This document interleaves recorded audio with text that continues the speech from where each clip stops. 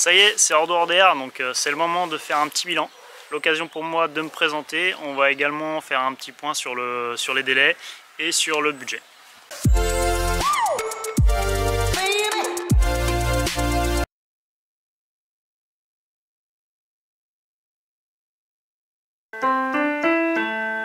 Alors Flo, YouTube se demande si tu peux te présenter. Si je peux me présenter, c'est vrai que je suis un goujat, je ne me suis pas présenté depuis le début. Alors moi c'est Flo, je bossais avant dans la gestion de projet, je bossais pour une boîte de télécom. Tu as peut-être dû remarquer, j'ai plein de vêtements où c'est marqué, j'essaie de le cacher mais je le fais très très mal. Et globalement je m'occupais de gérer tout ce qui était déploiement, maintenance et SAV de réseaux de télécommunications. Donc moi mon gros boulot c'était de gérer une petite équipe de techniciens et on s'occupait justement de sites télécom et de déployer, de maintenir pour un gros client de l'Ouest. Et alors du coup, c'est quoi le rapport avec ta reconversion là dans le BTP? Ah ouais, ma reconversion dans le BTP, en fait j'ai un père qui depuis tout jeune connaît énormément de choses dans le bâtiment. Il a beaucoup fait par lui-même, il a rénové une longère, il a beaucoup aidé aussi ses frères et sœurs à rénover différents types de corps, des corps de ferme, des maisons, et il adore bricoler. Et en fait mon idée à moi c'était d'apprendre de tout ce qu'il sait faire. Et du coup, je me suis dit tiens je vais lancer un projet, je me suis dit je vais lancer une maison tant qu'à faire. Et puis l'idée c'est vraiment d'apprendre, et il y a des choses où il ne sait pas faire, où j'essaie d'apprendre avec lui, mais la plupart du temps c'est lui qui sait faire, moi je suis juste là pour retransmettre. D'ailleurs tu dois voir que je retransmets dans mes vidéos ce qu'il sait faire, mais c'est des fois peut-être un peu bancal, parce que j'essaie de retransmettre au mieux, mais c'est pas toujours précis, et c'est mieux quand lui il explique, donc j'essaie de plus en plus de le pousser à expliquer, parce que je trouve que tout ce qu'il sait faire c'est intéressant, et ça peut servir sûrement à plein de monde, et ça peut surtout me resservir à moi le jour où je veux refaire, de pouvoir re-regarder mes vidéos après. Alors il a aussi une expérience dans son métier parce qu'il était chauffeur de toupie, il bossait pour une centrale à béton, et tout ce qui était partie maçonnerie il a beaucoup vu faire sur le terrain, il a beaucoup appris en fait en posant des questions et en demandant en conseil et en refaisant de son côté. Alors la deuxième chose c'est que en fait c'est un projet que je prépare, que j'ai en tête depuis que j'ai 25 ans, donc ça fait une dizaine d'années que je prépare ce projet, où je me demandais justement quelle était la difficulté de réaliser un tel projet, si vraiment c'était possible. Et je me suis lancé dedans en me disant tiens je vais essayer, on va voir où sont les difficultés, combien de temps ça prend et quel prix ça peut coûter. Est-ce que c'est plus valable de le faire soi-même ou est-ce que c'est mieux de passer par des artisans? D'accord, et qu'est-ce qui t'a poussé du coup à faire une chaîne sur YouTube? Alors la chaîne YouTube, déjà c'était à la base c'était pour toi, pour que tu puisses suivre le chantier et que tu vois que je suis pas en train de jouer à FIFA à la maison. Et globalement je dirais que c'est pour... j'ai eu pas mal de demandes d'amis, de proches qui me demandaient justement, qui étaient intéressés par ce projet et qui voulaient suivre les étapes de construction et voir avec moi si c'était possible justement de construire une maison et voir quelles étaient les difficultés, les étapes, et j'essaie de retranscrire dans mes vidéos au mieux ce qu'on rencontre sur le chantier et le déroulé des opérations. Le deuxième point, c'est de créer un référentiel. Là, c'est vraiment pour moi. C'est-à-dire que comme mon père, il explique très très vite, je prends des vidéos pour... j'ai pas le temps de prendre des notes, et puis je sais que le jour où je vais vouloir revenir dessus, je vais pas me souvenir. Donc le but aussi, c'est de faire une chaîne avec vidéo. Je trouvais que c'est une plateforme qui était assez facile d'utilisation. Pour le jour où je veux refaire, revenir sur ces vidéos et refaire en fonction de ce que mon père m'avait appris à l'époque. Et j'avais beaucoup de demandes de proches et d'amis qui me demandaient pour suivre cette aventure. Et je me suis dit peut-être que ça pouvait aussi intéresser d'autres personnes et du monde. Donc je me suis dit tiens on va lancer une chaîne YouTube. Et en plus la plateforme c'est pour moi la plateforme la plus simple pour partager des vidéos à un grand nombre. Et je trouve qu'au final de mettre les vidéos sur YouTube ça me permet aussi d'avoir des retours de gens. J'ai eu pas mal de commentaires, d'ailleurs je vous remercie tous, toutes les personnes qui ont mis des commentaires sur ma chaîne. J'ai eu pas mal de conseils qui sont très intéressants, qui m'ont permis aussi à moi de me poser des questions sur les façons de faire, et je trouve que cette plateforme permet aussi de faire progresser le sujet. Voilà, on est désormais, donc je te remets les étapes, on est désormais à l'étape, on vient de finir l'étape 5, donc la maison est hors d'air, donc le gros œuvre, pour la partie gros œuvre c'est fini, il nous restera quelques finitions, notamment les ardoises de rive, ce genre de choses. Alors Flo, maintenant on est hors d'air sur la maison, donc quels sont un petit peu les points que tu ferais différemment pour les points d'amélioration, tu voudrais voir les points d'amélioration un petit peu, ça. Les choses que j'aurais mal faites et si je devais refaire, que je changerais. Alors tiens, ça tombe bien parce que j'ai un animation qui est passé et qui m'a conseillé plusieurs choses. Alors déjà, une des premières choses, j'ai pris des notes, d'ailleurs j'ai pris des notes sur ce qu'il m'a donné. Et en fait, une des choses, c'est ici. Donc on a fait une bande ici pour venir plaquer la fenêtre. Et en fait, c'est une bande de rattrapage qui permet de faire, tu vois, un joint parfait sur la fenêtre. Et cette bande-là, je me suis trompé, il faut qu'elle fasse 10 cm minimum. C'est la grandeur d'une règle, en fait. Donc 10 cm minimum, celle-là. Donc la prochaine fois, il faudra qu'on la fasse plus grande que ce qu'elle est là. Autre point, sur les linteaux qu'il y a en haut, il m'a conseillé pour éviter les... comment on appelle ça, les passages d'air? Les passages d'air. Non, les ponts thermiques. Les ponts thermiques, tu vois, tu sais. Alors, pour éviter les ponts thermiques, plutôt que de faire des linteaux avec du coffrage, plutôt faire des linteaux avec du U de chaînage comme on a tout en haut, tu vois. Le U là, qui est là-haut. Tout là-haut, là. Et ben faire des linteaux avec des U. C'est mieux pour les ponts thermiques. Donc, il m'a donné ça comme conseil. Sur les premiers rangs, plutôt que de mettre de la bande d'arrache comme on a mis ici, lui, ce qu'il conseille, c'est de mettre de l'hydrofuge dans le mortier du premier rang. Donc ici, tout le premier rang en fait, de parpaing, plutôt mettre du mortier avec hydrofuge. Qu'est-ce qu'il m'a conseillé d'autre? Alors ça, c'est lui qui m'a conseillé, mais c'est par des amis, comment ça s'appelle, huissiers. Il m'a conseillé ici d'en mettre un maximum de silicone pour éviter les infiltrations d'air. Donc là, je pense qu'on va en remettre, on n'en a pas mis assez. Donc mettre un maximum de silicone. D'ailleurs, j'ai acheté le pistolet pour éviter de se flinguer les doigts parce qu'aujourd'hui on a ça. Aujourd'hui on met avec ça, tu vois, et franchement on se défonce les doigts, appuyer dessus sans arrêt et t'arrives pas à faire un joint nickel. Donc j'ai acheté le pistolet où tu as juste à appuyer, c'est lui qui fait le truc tout seul. Donc quand on refera ça, on utilisera le pistolet.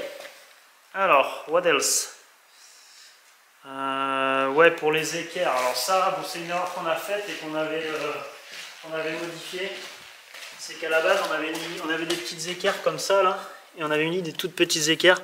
Finalement, ce qu'on a fait, c'est qu'on a mis de la plus grosse équerre qu'on est allé chercher chez Brico, et on a mis une vis avec une rondelle, une vis auto-perfo qui est carrément rentrée dans le cadre. Et là, tu vois, c'est beaucoup plus solide, ça bouge plus, quoi. Le seul bémol, bah, c'est cette bande là. S'il avait fait 10 cm, on aurait un bon point d'appui. Donc ça, c'est un peu dommage, mais bon, bah, pour le reste, on saura qu'il faut mettre de la bonne équerre pour que ça tienne bien pour les huisseries. Qu'est-ce qu'il nous a conseillé? Alors, ici là. Donc, ils sont venus faire l'enduit extérieur. Donc, l'enduit est fini. Avant de poser la laine de verre, il faut bien attendre que ce soit plus humide là. Tu vois, c'est encore humide. Je sais pas si on voit bien la caméra. Non, pas vraiment. Bah, si tu te recules, tu vas voir, je pense.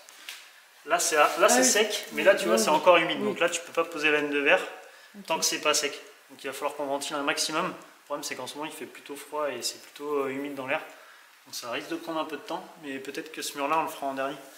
Il faut à tout prix que tout soit sec, vraiment, sinon la laine de verre va absorber l'humidité. Donc ça se trouve, on va être bloqué, on va être encore obligé d'attendre avant d'isoler. Il m'a dit de mettre des chevilles crampons ici, là. Donc mettre plutôt de la cheville, de la bonne cheville crampon. Et plutôt que de mettre, nous au début on avait de la pointe, de la cheville à frapper. Finalement il m'a conseillé plutôt ce qu'on a fait là d'ailleurs, c'est de mettre de la vis avec de la cheville crampon. Alors une des choses à modifier, c'est ici, la prochaine fois il faudra que je fasse attention. C'est sur tu vois, le profilet Delta MS. En fait ce que j'ai fait, c'est que j'avais mis les baguettes avant de remblayer la terre. Donc on a mis le Delta MS, on a mis les baguettes, et en fait la terre a poussé le Delta MS, ce qui fait qu'il est mal mis. Et normalement il est censé aller sous la baguette. Donc après on va le recouper, on va le repasser dessous et on va remettre de la terre, parce que là il faut qu'on remonte encore à cette hauteur là à peu près.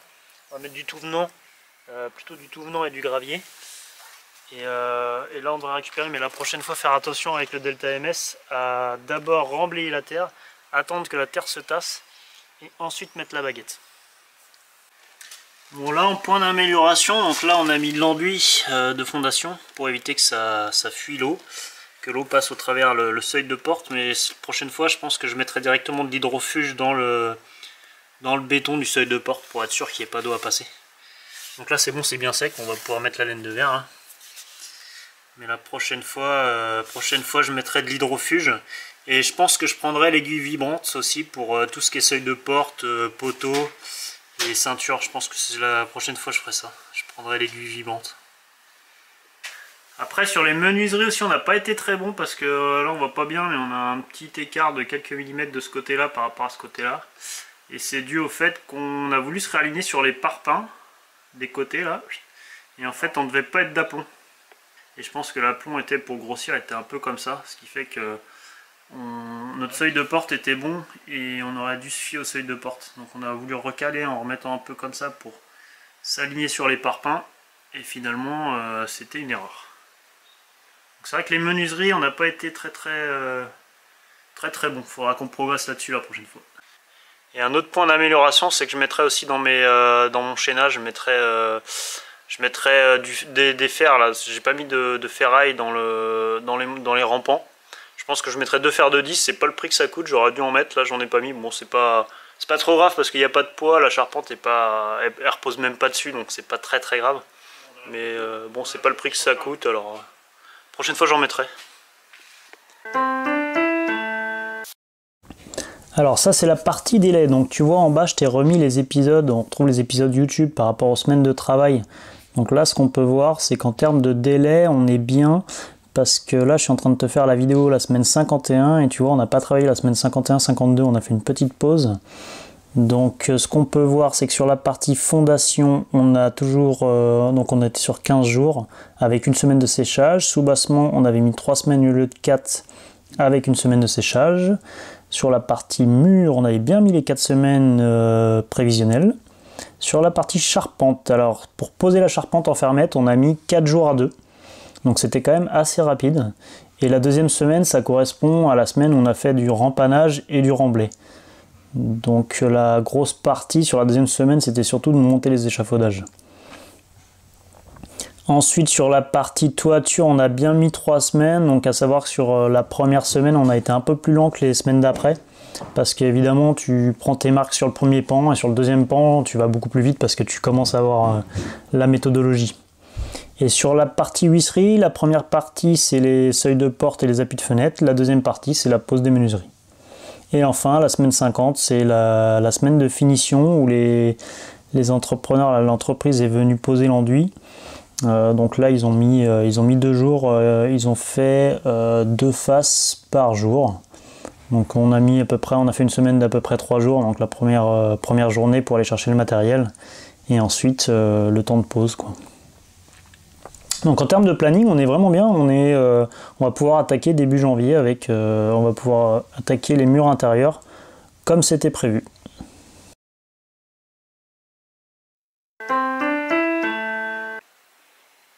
Donc là, on fait un petit point sur le budget en partie hors d'ordre. Donc on s'aperçoit que toute la partie administrative, fondation, soubassement, c'est bon, ça n'a toujours pas bougé. Les murs ont dépassé un petit peu, et pour la partie toiture charpente, j'avais largement sous-estimé, ainsi que les huisseries d'ailleurs. Alors les huisseries c'est encore pire. Bon là je pense que j'étais à côté de la plaque, et on peut même dire que j'ai oublié de compter l'enduit. J'avais pas pensé à mettre de l'enduit sur ma maison, donc effectivement c'est un poste que j'avais complètement pas compté. Donc là je l'ai mis dans autre. C'était censé être le dépassement de budget, les choses justement que j'avais oubliées. Bon voilà, j'ai complètement zappé l'enduit. Donc au final on se retrouve quand même avec une maison hors d'air à 42 200 €. Ce qui est pas déconnant. Je pense qu'honnêtement le budget je vais l'exploser de à peu près 10 000 €. Je pense que je vais être autour de 80 000 € si je m'en sors pas trop mal. Bon, pour justifier les erreurs d'estimation de prix, je peux me cacher derrière l'inflation, mais il n'y a pas que ça. Pour la partie huisserie, j'ai surtout pris de l'huisserie un petit peu, des menuiseries un petit peu de meilleure qualité. Ce qui fait que j'en ai eu pour plus cher, mais j'ai préféré mettre du prix pour que les matériaux tiennent plus dans le temps. Et après pour la partie toiture charpente, il y a un petit peu d'inflation, mais il y a beaucoup d'erreurs d'estimation de ma part, je dirais. Donc là sur 2000 €, bon je m'en sors pas si mal, faut pas non plus exagérer. Par contre pour l'enduit extérieur, là c'est carrément, je me suis complètement gouré, j'ai complètement zappé. Pour décortiquer la charpente et la toiture, donc on va retrouver tout ce qui est partie charpente fermette. On va retrouver donc les fermettes, les contreventements, les sous-faces PVC, l'étude et les plans, ainsi que le transport et déchargement. J'en ai eu pour 4500 € de TTC. Ensuite, pour tout ce qui est partie couverture, donc les ardoises, les lithos, les lattes, contre-lattes, les tuiles, les gouttières aussi également, j'en ai eu pour 6000 €. Et ensuite tu vas retrouver dans toute la partie haute, c'est ce que j'avais oublié dans ma commande, tout ce qui est chapeau VMC, visserie, les clous en plus, tout ça. Donc j'en ai à peu près pour 1300 €.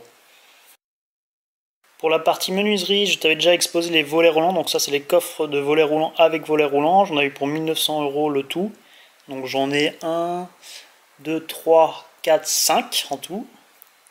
Les fenêtres, donc j'ai 3 fenêtres, 2 pour les chambres et une pour le salon. J'ai la petite fenêtre de la salle de bain. J'ai 2 portes-fenêtres plus une porte. Donc là, j'en ai pour 6600 € le tout.